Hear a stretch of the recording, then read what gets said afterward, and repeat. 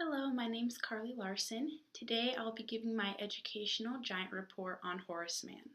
I'll start off with a quote that Horace Mann once said: "Agitate, agitate, agitate, but nevertheless in a proper way and for a good cause only."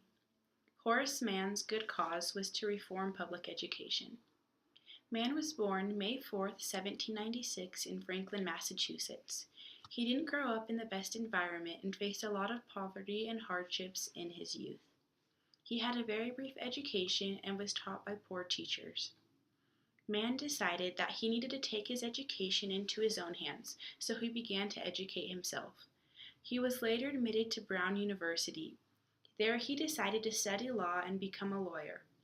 Horace Mann later decided that he wanted to make an impact on society and needed to focus on improving education to do so.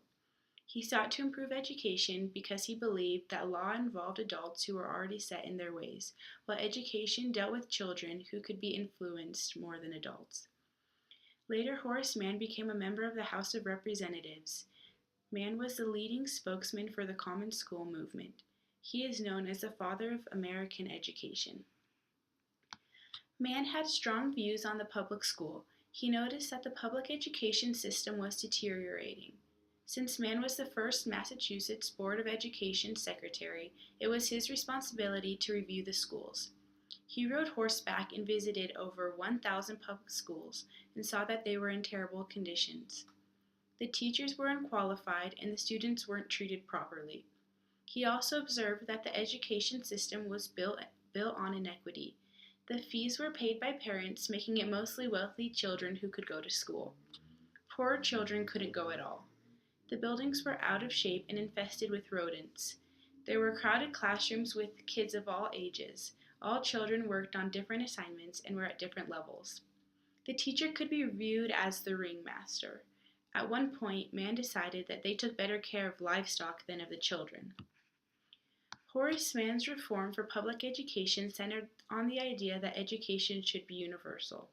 Historian Elwood P. Cubberley stated that, quote, "No one did more than he to establish in the minds of American people the conception that education should be universal, non-sectarian, free, and that its aims should be social efficiency, civic virtue, and character, rather than mere learning or the advancement of sectarian ends." End quote. Horace Mann also wanted this education to be paid for by the public with tax dollars. Horace Mann was a firm believer that if the poor children were given the same opportunities as the rich children, they would be able to compete more adequately with them. If the education was funded with tax dollars, poor children would have the opportunity to attend school. Mann wanted the common school to be supportive of all races and religions and believed that there shouldn't be sectarianism in school. Even though he wanted schools to be non-sectarian, they were still centered on the Protestant beliefs. Horace Mann pushed to have the classroom be a good environment for the students to learn. He fought to get well-trained teachers. He wanted the curriculum to be centered on ideas that were important and common to all Americans. However, there was a lot of resistance to his ideas. Most of the public disagreed with being taxed. They felt that they shouldn't have to pay for someone else's education. The clergyman deplored non-sectarian schools. Most Catholic children stopped attending school because they didn't want to be influenced by the Protestant religion. This led to children running loose on the streets until a man named Bishop Hughes decided to create private religious schools. Others also argued that Mann's ideas were an infringement on local educational authority. Horace Mann's dedication and effort to reforming public schools paid off. We can see his ideas and concepts in action today. For example, public education is free and is tax funded. It is available to all students whether they come from poor or rich families.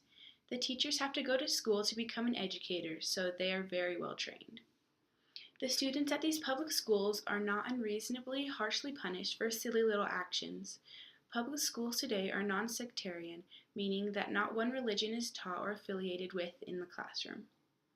Lastly, people feared that the government would stop functioning if Mann's ideas gained popularity, but that is not the case. We clearly have a functioning government today. In closing, Horace Mann was a major advocate for the common school. His ideas are still widely seen today. Because of Horace Mann, our public school system is well functioning and inclusive of all races and religions. We should feel lucky that we have such a great public school system, thanks to Horace Mann. Thank you.